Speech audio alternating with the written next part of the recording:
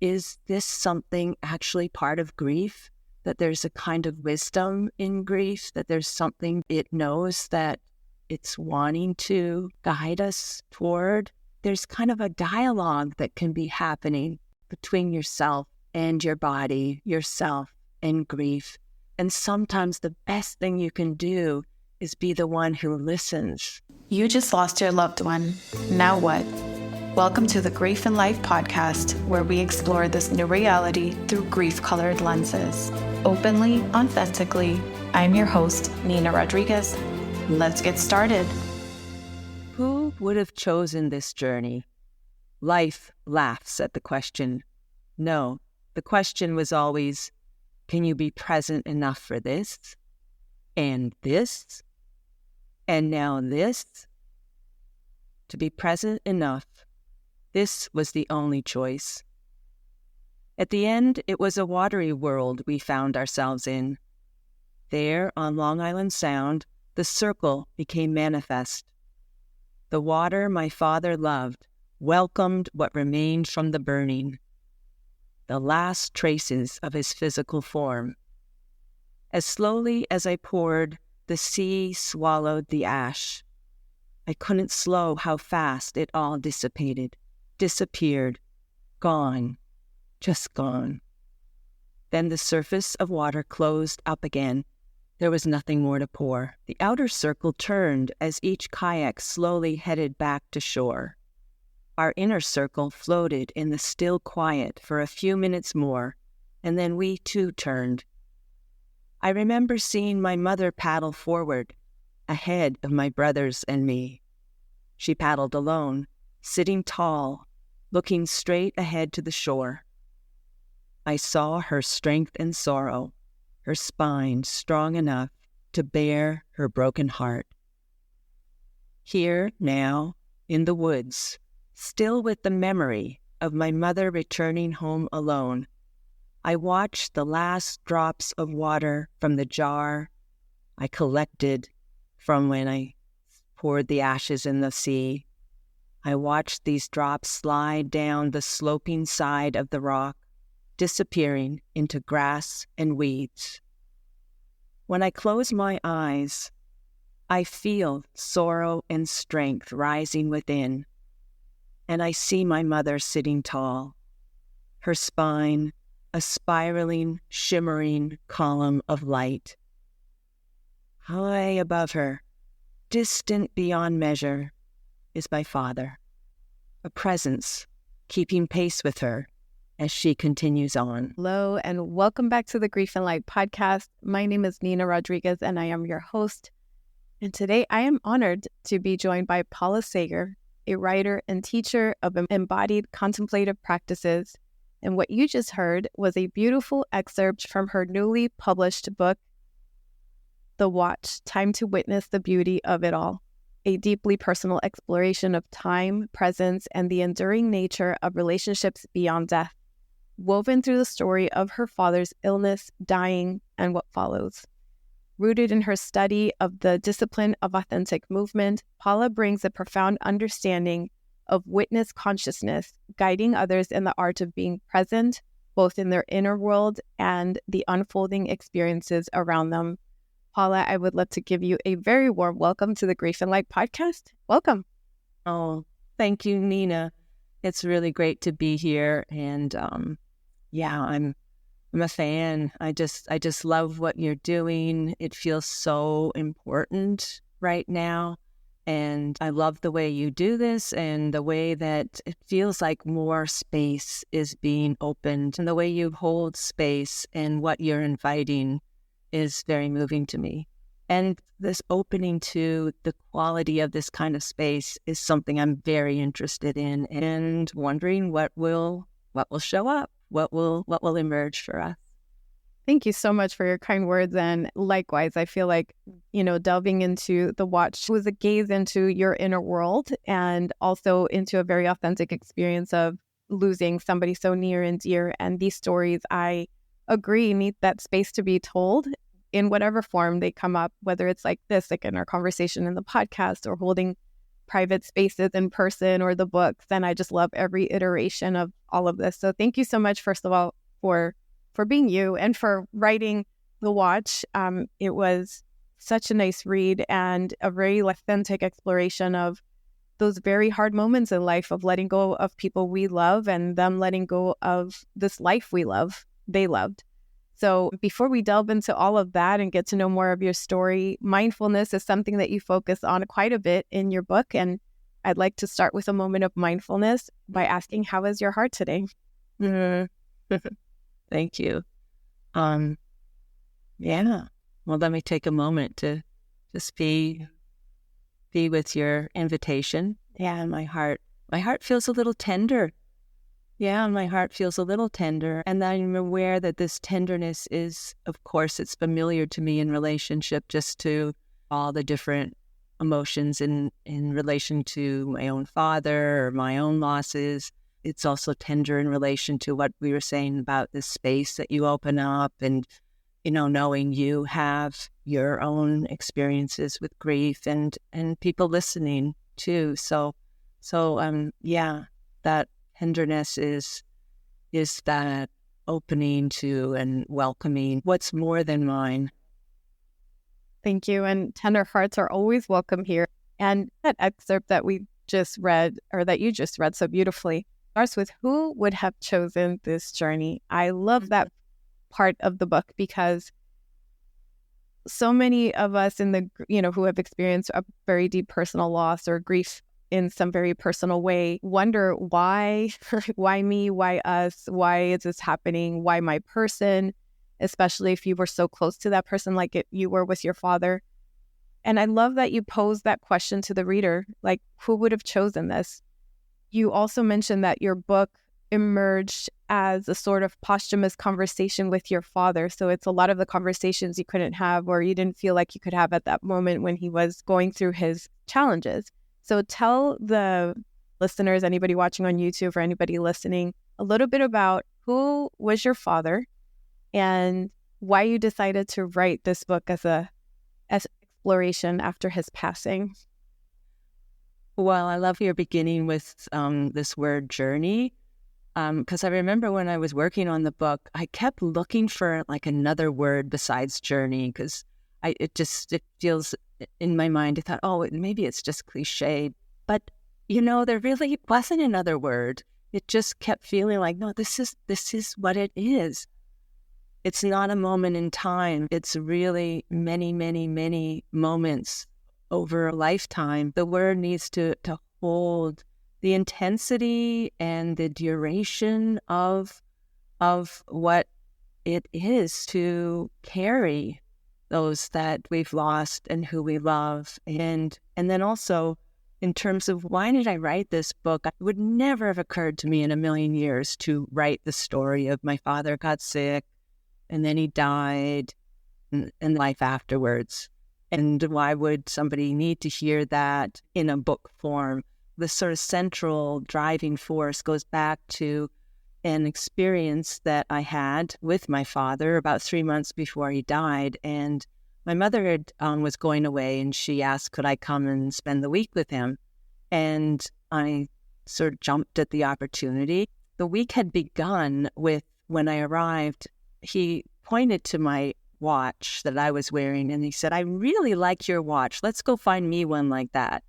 It turned out his watch had broken and he always loved wearing a watch. And so he, and there never had been time for him to be able to get another watch. And as I say in the book, his time was no longer his time.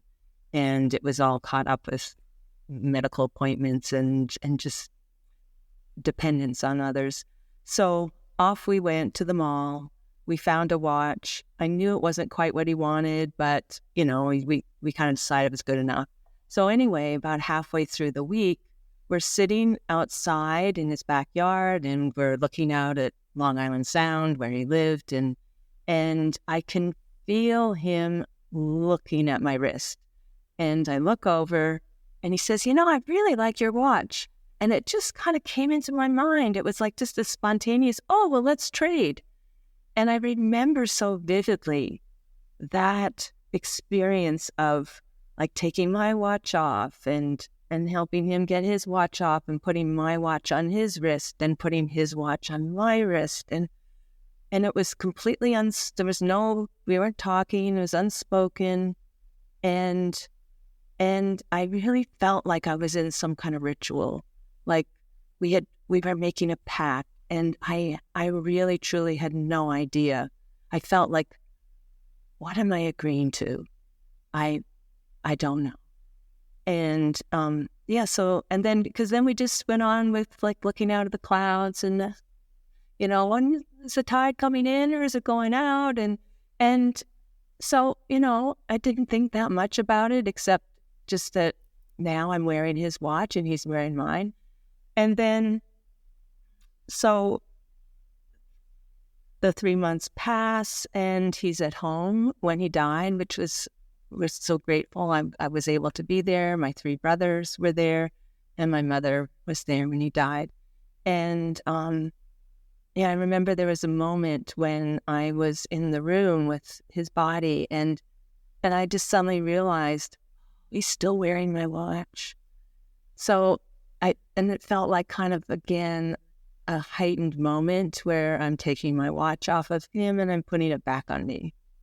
So then about a week later, I was back home and then here's where it really became mysterious, because I woke up one morning and I went to put my watch on and I looked down and the 6 was gone. And it was such a shocking moment. What? And then over the next few days, like another hand would fall off and then another number. And then one night, it kept going though. And then one night it stopped. In the morning, I picked it up and it wasn't going. And that was another moment of I remember feeling this kind of being dropped into something of deep unknown. And this stopping was almost an embodiment of my father's life ending. All these questions were starting to emerge. Some of them I didn't even have words yet, but I could feel that time didn't stop. I could feel time continues. Your life ended, but something continues, and lots of questions about what happens to our relationship now. And then a kind of a question, just because it's the object through which this exchange has been happening with me and my father is a watch. And the question of, what do I need to learn about time? What does time have to do with my grief? And I can't think my way to answers. They were questions I had to live into. And there's a certain way in which we don't have a choice. It's maybe that thing about the journey. It's not something we choose. Our life just continues. It somehow did become a way to further conversation with my father in a way that wasn't possible, that we couldn't get at the mystery of all of this when he was alive. Well, you did it beautifully. And yes, the watch is so symbolic. And even in the cover, if you're watching on YouTube, the cover has the face of a watch with the numbers falling out. And it's something you experience quite literally. I love how you said that initial moment when you just handed over your watch to your father, but it also in that moment felt like you were agreeing to something deeper that maybe wasn't evident in that particular moment, but you just have that knowing. And if you're listening, you can resonate with this, especially if you have somebody who has experienced an illness that has changed their ability to live life fully, or a major life change, unfortunately, your father experienced the cancer diagnosis and the treatments and the ways in which life changed him personally and everybody around him, his family. I also love the concept of the watch is not just personal to you. And it's not just about, these interesting synchronicities of it, the face, the numbers falling off, and then it ultimately stopping and being symbolic for your father's passing. But it's also this invitation to look at timelessness, at the concept of timelessness. You lean into the question so beautifully. And I always say that grief kind of thrusts us into this weird in-between where we're human and we're living our full human life. And we're also very attuned to that unseen and unknown world. And it opens us up to that unseen and unknown world, whatever that looks like to each person. And so this book almost feels like living in that in-between during his diagnosis, when he passes, and after. And how do we even do that when we don't have the words?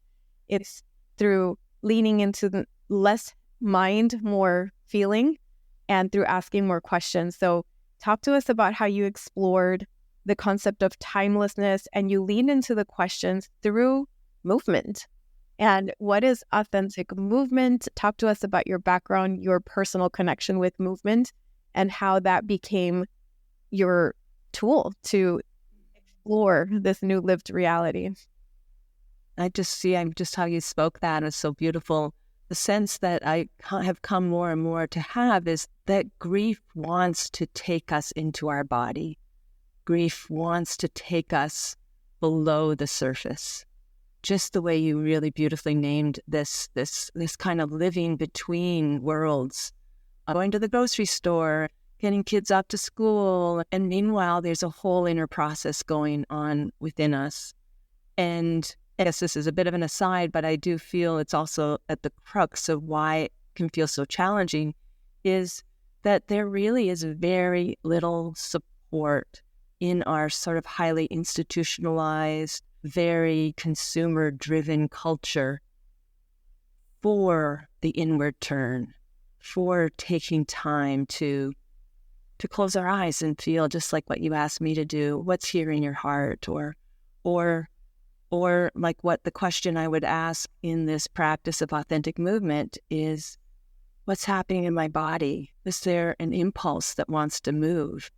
Giving that little space and time to pay attention, that cultivating of our attention in a way that has a quality of inner listening, that has a kind of a openness and patience and curiosity. That's what I've learned through this practice of authentic movement, in which my teacher, Janet Adler, is the one who really began to explore the relationship between the role of a mover and a witness. And that came out of all these questions she had in relationship to the part of us that has experience, that where there's constantly experience happening within us, especially because we are physical beings through our senses, through our emotions, through our movement, our actions. And then there's the part of us that is aware of the experience. So one of the things I love is this kind of very elegant way of teasing those apart and saying, okay, let's have two roles. You be the mover and you be the witness. If the witness holds the space, the witness has their eyes open, holding the space, and inviting the one who is the mover to not have to keep track of time, to close their eyes. The mover moves with their eyes closed. So really closing out the visual world and opening to the inner realm. And another thing I love about this practice is that there is choice too, a cultivating of a discernment practice around choice. We don't have to follow whatever arises. There could be any number of reasons why something just feels too much, and I, don't want to go there. That feels really important. Coming into a more intimate relationship with ourselves in terms of knowing ourselves and what feels right moment by moment. And it's my understanding that you had this practice developed prior to your father getting ill. So tell us about your background with dance, how you became acquainted with the late Janet Adler. And I understand it's worth mentioning that unfortunately she passed, but there was a sweet coincidence between her passing on February 20th of this year, correct? No, actually, she died in July of 23. Okay. But it's February 20th is her birthday. That's what it was. I was like, I know there's something with February 20th. Thank you. So the book, The Watch, was released on February 20th, which happens to be Janet's birthday. So talk to us about your personal relationship with movement, dance, the discipline of authentic movement. And I made a note to mention the Alexander technique, but a high-level overview, of course. I was a child who loved to move. And I remember when I was very young, my parents recognized it in different ways. And I really loved just the freedom of childhood dance when it's more creative. And I was not someone who studied ballet. That would have been a whole different interesting path, but it wasn't my path. And then when I was in college, I found my way back into dance and ended up being a dance major and doing some professional dancing after that. And then I had a very serious knee injury that it took about 9 months, almost a year before I could dance again. So that was one of those things that changed the direction that you thought you were going. It opened up some pathways in relationship to body work and learning about the whole still young field of somatics to support myself in being able to do the kind of movement things I wanted to do. And it was interesting to realize that I had been so into the body experience of dance and movement. But then after the injury, I realized I was not experiencing myself in my body. What I became trained in, the Alexander technique, is a whole practice of learning to be in a more spacious sense of being in your body. There's, rather than say in massage where there's a focus on muscles, in some ways there's a focus in the Alexander technique on the bones and the architecture of our bodies. And then one thing I always loved is that everywhere that a bone meets another bone, there's what we call joints, but we could also think of joints as the space between bones. So that became very interesting to me to begin to realize that I could actually move from a more spacious experience of my body and how the whole quality of the movement changed, more ease.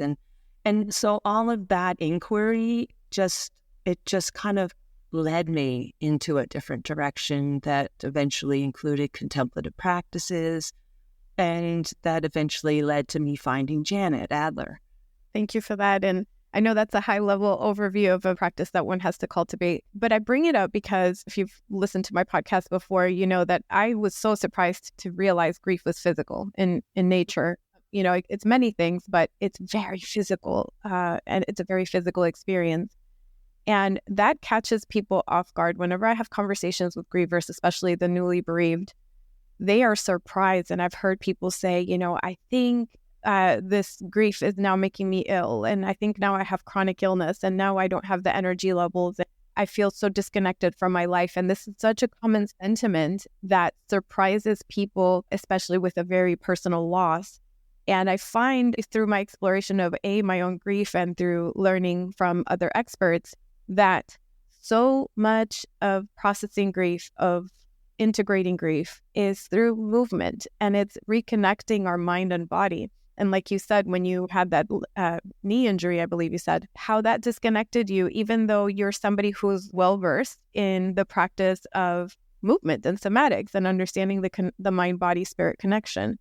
So, you know, I want to highlight this because one thing that I recommend to a lot of people is to slow down. We live in the context of a society that not only doesn't necessarily know how to slow down, but it's almost punished. It's not welcomed. Everything's about efficiency and hustle and go, go, go. And so giving yourself that permission as a griever to slow down, to meet the moment as it is, to reconnect with your body, to process that concept of time and timelessness and living in that weird in between. When you lose somebody, you're like, why is the sun rising tomorrow again? My world just stopped. So it's that disconnection. I'm getting chills saying this, but it's that disconnection that happens. So yeah, go ahead if you have any thoughts on all of these concepts. I know you do. I just wondered if maybe I would read a passage from the book that kind of captures what you're speaking of, and sort of almost, even though I'm at that point when this is happening, you know, in the aftermath of my father's death, I've been doing the practice for a long, long time. What grief actually felt like caught me off guard. And this is a passage where it's just about a month or so after my father died that I go to Janet Adler. She was living in British Columbia. That was a whole journey to get there. And this was a week-long solo retreat that I had planned like over a year earlier. And in the timing could not have been better. So I'll just read this passage of when I arrive in Vancouver. I'm flying to British Columbia to spend a week deepening my study of the discipline of authentic movement with Janet Adler. After the long journey west, I pick up a rental car at Vancouver Airport, stop to buy 5 days' worth of groceries, and make my way to Stanley Park. I find a place to park that faces the harbor. Water and fog, one undifferentiated wall of gray. Slow drops of rain are falling from the branches of a towering fir tree. Everything is falling slowly in my world as I feel raw, deep, lonely sorrow. I did not know grief could be so heavy, so wordless. It takes a long time to do something simple like turn the key in the ignition. But once the engine starts, I know the next thing to do is drive. I love the way that you explore something that most people would take for granted because you've developed your sense of the observer. So much of the experience of grief is becoming that observer, almost seeing our life as third person perspective, and learning how to create space around that, learning how to embrace those joints, that space in between, those moments in between, in a very physical sense, in an emotional sense, and in a spiritual sense, can be key to navigating grief. So we're talking to a griever, a newly bereaved person who may be experiencing those somatic symptoms of my shoulders hurt, my lower back hurt, my life feels so heavy, my body feels heavy. What would you say to that person in terms of movement? A wonderful question. When we're in a place of suffering, whether just like the confusion of what do I do or how do I find my way in the middle of, I've got a life to live. First of all, just that, giving yourself permission to take a few moments. For me, it often would be, I'd just like close my eyes and like, what do I need to do? And I can't tell you how many times what I needed to do was just lie on the floor. I just needed to go with that sense of the weight. And then I could actually begin to feel what was true. Oh, yes, this feels so heavy. I feel so tired. And then to open up, okay, well, what can support me in this moment? The floor. And like, can I just feel the places where my body is resting on the floor, is touching, making contact with the floor, and just feel how that floor is right there holding the back of our head, or maybe we're on our side, and maybe we need to reach for a pillow and put it between our knees or hold it to our chest. And if we can just listen for a moment and feel what is wanting to happen, what does my body want to do, which is really different than like what I think I should do or what somebody recommended, but what does my body want to do in this moment? And then what happens if I follow this? If I let my body do what it wants to do, then you're in experience. You are in your own experience. And you can just keep paying attention. Like, oh, I'm not breathing. Okay, I'm going to just take a breath. Or I just need to really wrap myself. I need to just get small. I need blankets. I need to cover myself. And sometimes it can be helpful to set a timer and say, okay, I'm going to give myself 5 minutes, or I'm going to give myself 10 minutes, and I don't have to keep track of time. The timer will let me know when that 10 minutes is over. But in that time, that's what the witness does in the practice. They're holding that sense of time. They'll ring the bell when it's time to end. because sometimes that can feel overwhelming, that, okay, I'm going to go in and I'm going to follow it.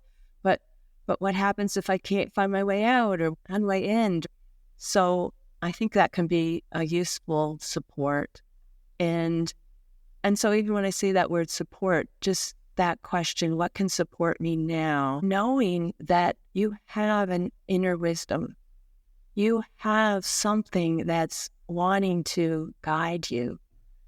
And sometimes I actually have come to wonder, is this something actually part of grief? That there's a kind of wisdom in grief, that there's something that it knows that it's wanting to guide us toward, ask us to follow as we feel ready. There's kind of a dialogue that can be happening between yourself and your body, yourself and grief. And sometimes the best thing you can do is be the one who listens to your body, who listens to your grief. I love the way you just phrased that. Thank you so much. Grief absolutely has a wisdom of its own. It's been my experience. And we need to become that witness. We need to be the one holding space for it to unfold. Absolutely. And that's something that takes practice, like anything else, especially if grief is new. These practices that you mentioned are not just for grief, it's for life, but they come in very handy when somebody's experiencing grief. And I made a note of a quote here in your book that says, "What else is here? What is ready to be moved?" And that is a question that you can, as a listener, pose to yourself. If you're feeling something intense, if you're feeling those deep waves or quote unquote stuck, it takes that inquiry that what else is here? What is ready to be moved? And like Paula said, sometimes this may seem so simple sometimes, but just leaning on a literal physical surface, a wall, a floor, your couch or your chair, whatever feels comfortable and reassuring to you can be so powerful. We just need to be held. At the end of the day, our bodies need that physical comfort, and we can provide that for ourselves through literal movement. I love that. And talk to us about your father a little bit. I took from your book that he was really a very beautiful person with a kind heart, and he really kind of saw the bigger picture of life. And so tell us what Bob was like and some of his teachings. Yeah. This is another why. Once I was just compelled to begin the writing process, I realized, I get to share my father with other people. And he was somebody who he just had a kind of a very authentic way of being, and very authentic way of relating to people. And one of the things as I began to write was sort of realizing, wow, all these practices I've done for all these years, there's some way he just sort of naturally, he had that, or it wasn't anything that he ever was moved to inquire about or to study, because somehow it was very just in his nature. And even his sense of relationship to time always seems so much more spacious. Like, how does he do everything he does? And he just has this ease around time. When I say that, when I feel this gesture, I feel there's something about him that is very expansive and in welcoming to the people he worked with, to family, to people that he was meeting for the first time, just like a real interest and openness. It's like we're all in this together. One passage that comes to mind, I think, captures a flavor. So he loved to kayak, which was part of the reason that for his memorial, the whole family did a ritual of his ashes, that the part I read out on Long Island Sound. But so this is a day that he and I are off on a kayak ride. When I'm finally able to visit my parents again, my father is 20 pounds heavier and looking healthy again. He's in a stretch without chemo or radiation and seems full of life. Glad to be outside after a long winter and cold spring, he invites me to join him on a kayak ride. We clean off the boats, drag them to the shore, and head off under a warm sun. In a nearby marsh cove, we drift, staring up at a tree filled with egrets and gazing at the tall grasses along the shore. I lean back and let the kayak support me. I relax into a watery sense of time, moving languidly forward, backward in circles. The air feels thick with green foliage, with the soft rays of sun, with life and growth. Time floating, time dissolving, time absorbing into light. An egret lets out a call, launches from the tree, glides through the air over our heads, then circles back to a higher branch. I rouse from my reverie, and we slowly make our way through the cove back toward Long Island Sound. My father looks strong as he paddles beneath the clear blue sky. A steady roll of waves flows under our kayaks, rocking us gently from side to side.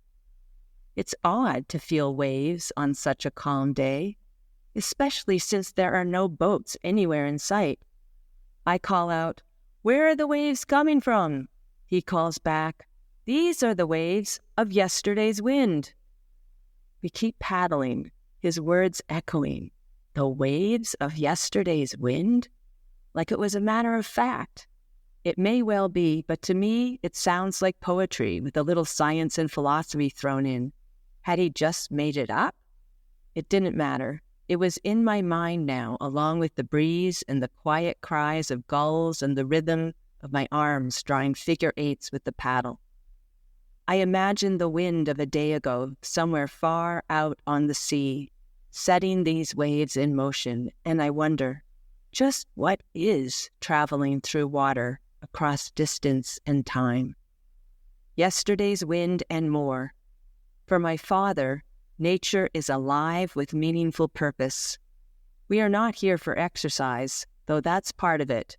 We are here to revel in the day. That's beautiful. Thank you. We are here to revel in the day. That's what presence feels like. You know, when you read that, it's just being really present to the moment, to everything that is. And your father, I remember a lot of parts throughout the book that he is a natural poet. He has that gift of noticing life for what it really is and the value of each moment. And I thought that was such a beautiful example. I also love that you bonded over kayaking as well, which I shared with you that it's also something that I bonded with my brother over. We had some really fun memories that way. There's some very special moments that involve the kayaking scene throughout the book, and some are sweet and some are bittersweet. And so I'll leave the mystery, for the readers to explore that aspect of it. But writing a book and reading is a form of witnessing. So what was it like for you to hold space for both yourself, your grief as a writer, and then being the one written about as well, because you're in the book as well. So everything's from your perspective. What was that experience like? In some way, there was some energy that came from that exchange of the watches that I was aware I need to stay close to this. I need to stay close to that energy. At a certain point, I became aware that it had transferred into the book, into the whole process of writing the book, and the way that it really became a powerful way to enter memories. There's a number of places in the book where I use my contemplative practices, sometimes my movement, and sometimes more of a kind of meditative, reflective practice in relationship to things like photographs or the watch itself. And that's also a gift of contemplative practices and mindfulness, is that we can bring our attention in a way to anything that opens up a kind of inquiry, an inner process within us. There's a chronology that moves along, the narrative. There's a lot of places of dropping down through an experience, kind of going that way of going under the surface of the narrative. Again, I love how we're talking about this, like that's something that wants to be more known. And it's so interesting how the language for that can come in a way that's quite different from from our analytical ways of talking or figuring something out or trying to understand something. And maybe that's a little where, like what you mentioned, the poetry comes from. And that was a part I really loved about the book, and just the fact that it kept me feeling close to my father. I remember feeling some kind of surfacing of grief when the book was done. You know, the end of feeling this vibrant connection with him. I sometimes just had this feeling of him kind of hovering near, mostly with just a lot of encouragement and just this sort of subtle affirmation about, yeah, keep going, which was important because I did have times where I wondered, is this okay that I am sharing such a personal story? I really had to keep listening within myself and again, a discernment practice of what of everything that happened is part of what the watch was wanting to become. I love that evolution and that personal journey of having to decide, how do we tell the story, from which perspective, and how many details, right? And what is true ultimately, because I would imagine when you're writing, obviously it's from your perspective and you try to do justice to the vastness of whatever it is that you're focusing on. But at the end of the day, their voice is not there to confirm or to say, yes, I agree, or yes, I would love it, or yes, I remember it this way. As a writer, what did you tap into? How did you decide, yes, the way I'm going to present it, this is what's going to stay in the book to make it complete for the watch? Yeah. I love you saying, is this true? That feels like a guiding question. And I think if we ask it from a place of open and intentional listening, we'll know from a kind of felt sense of that's not quite it, or maybe there's something missing. Maybe I need to just be with this a little more, or, oh no, that's not right to include. That just doesn't feel... Yeah, there's a certain way that this is another gift of listening within. I think in our body sensibility, what develops as we cultivate our body awareness is a clearer access to our intuition. And learning to trust our intuition, I feel, is just so important, not just for our own lives. We see this playing out in the world right now, where there's a lot of misinformation, a lot of lies. So to be able to really listen within and ask, is this true, is one of the most important questions that we can be asking right now. And knowing we have some choices around recognizing if something is true or not. Definitely. And that answer needs some breadth, needs some space for the answer to come. You know, sometimes we just know something to be true in our knowing place, but other times when it's less obvious, or when it involves other people who are not here to speak for themselves, or a more abstract situation, we need to allow that space for the answer to come. And that's part of where the contemplative practices, I would imagine, come in. That's right. That space is really important, and that being able to cultivate the not knowing in a way that the space gives time for something to unfold further. Yes.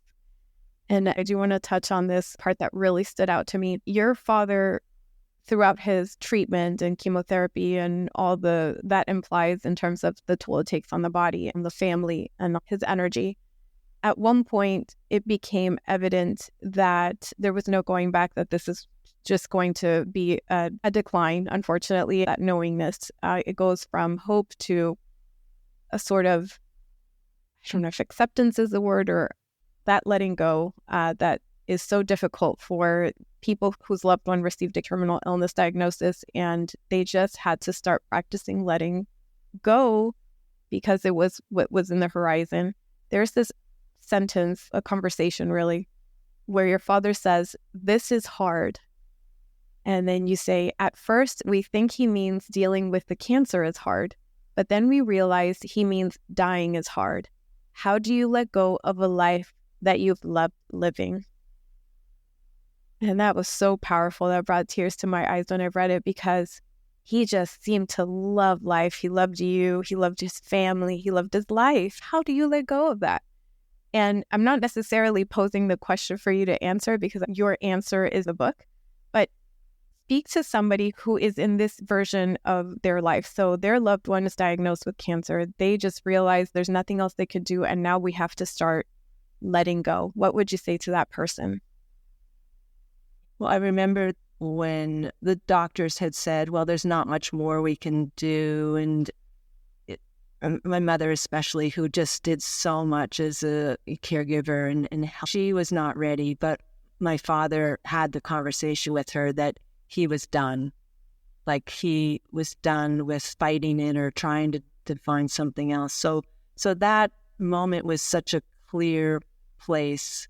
And his capacity to be able to say that, to express that, was really important. And then it becomes a whole family process in terms of each person kind of having to come to what you're describing as that process of letting go. Even though my father had expressed his readiness, that was part of what was so poignant about that moment where he said, this is hard.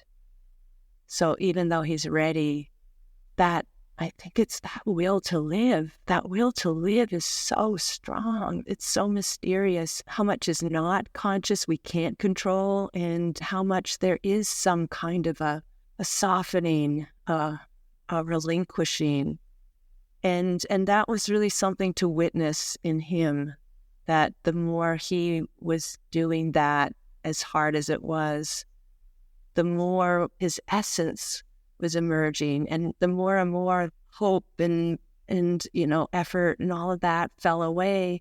What was present was love. It was just extraordinary to witness and be part of that. And I think that's what maybe we're called for in terms of ways we can support each other when the end time is coming. Like we can be present there for the process exactly as it's unfolding, and just being present and supporting and still loving, I think it's what we have to offer. Love is the answer, and that unconditional presence that sometimes doesn't come naturally in a world that's rushing us to do the next thing on our to-do list. But it's the most important thing at the end of the day, is to be present with what is as it is. Thank you for that perspective. The Watch is a wonderful book for all the reasons we just discussed, but also I talk to plenty of grievers, and one theme that's very hard to process is, how do you live with unanswered questions? How do I live my life when there's so much agony with not knowing, either not knowing what's going to happen, not knowing why something happened, not knowing why it happened the way in which it did. And this is a beautiful sort of answer to living with unanswered questions. And how do we find hope and peace and maybe some answers through time, perspective, checking in, movement, and all of the things we discussed. That's just one aspect. It's also just a beautiful story, and there's so much love in the story. And it was a pleasure to get to know you, your family, and your father. His story stays in my heart because he sounded like a wonderful, wonderful person. So with that, I would like to invite you to share where people can find your book and any other offerings that feel important to share in this conversation. Yes, the book is published by Wild House Publishing and can be ordered from their site or also on my site, paulasager.com. It's just been 3 weeks that it's been out, and so I'm at the beginning of going around to bookstores and having conversations with people, being able to share and hear other people's experiences in relationship, especially to some of these more mysterious aspects of what it means to be human beings with each other. The way sometimes things that we really can't explain happen. And we have these feelings of our loved one's presence or the bird that comes and lands. And I think I remember you saying something about cardinals. It reminded me of that story at the end of the book. It's sort of a mystical experience that the entire family experienced after I was passing. Yeah, but this was a place that I really wrestled with, is this mine to share? Like, obviously for me, the watch felt like it was mine to share because it landed in my hands. This was something that kind of landed in the lap of my whole family, and which actually feels like a kind of an interesting place that the book ends. It's that moving from the individual experience to the collective experience, or to what we might share as experience, and with each person having their whole own experience. But anyway, after we came back from the kayaks, scattering my father's ashes, we began to all go on with the day. And one of my brothers and some of the cousins were down on the beach pulling up the kayaks. I'm upstairs, and I look out the window, and I see there's this very large swan coming from the exact place where we had scattered my father's ashes, and just on like this beeline toward the shore. My daughter Molly and I were upstairs, and we went running down the stairs and down to the beach, and my brother, everyone was running from all directions. Like it was like something very odd. This one just kept coming, and it walked right up onto the beach, and it stood there, and my whole family, most of us were just there in this long kind of arcing line, and it just looked at each one of us all the way down, and then it just was still, and this was the mystical moment, that kind of a moment where everything's still and silent, and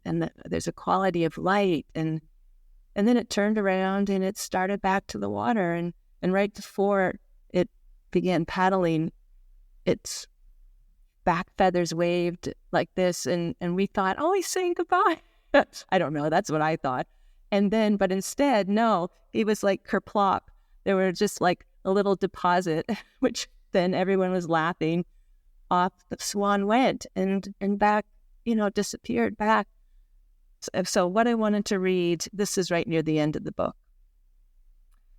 As the years go by, I occasionally ask members of my family what they remember of this uncanny visitation.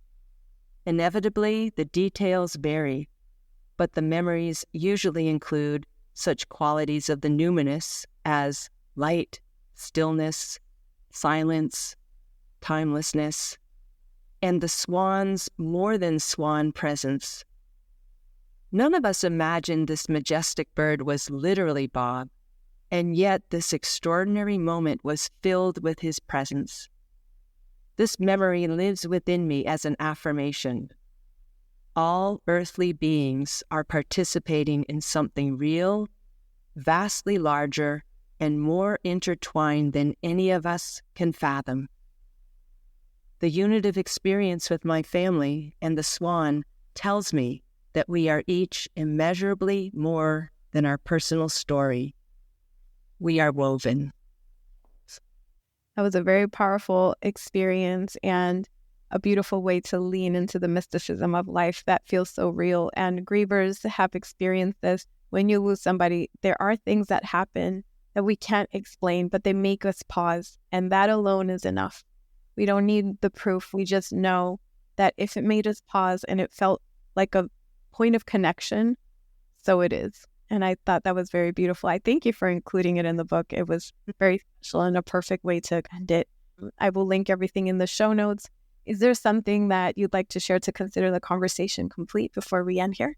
If I could just read one more thing, because I wanted to create space for the reader to have their own experiences. I have a little verse at the end of each chapter that's an invitation for anybody that wants. But this is the last one.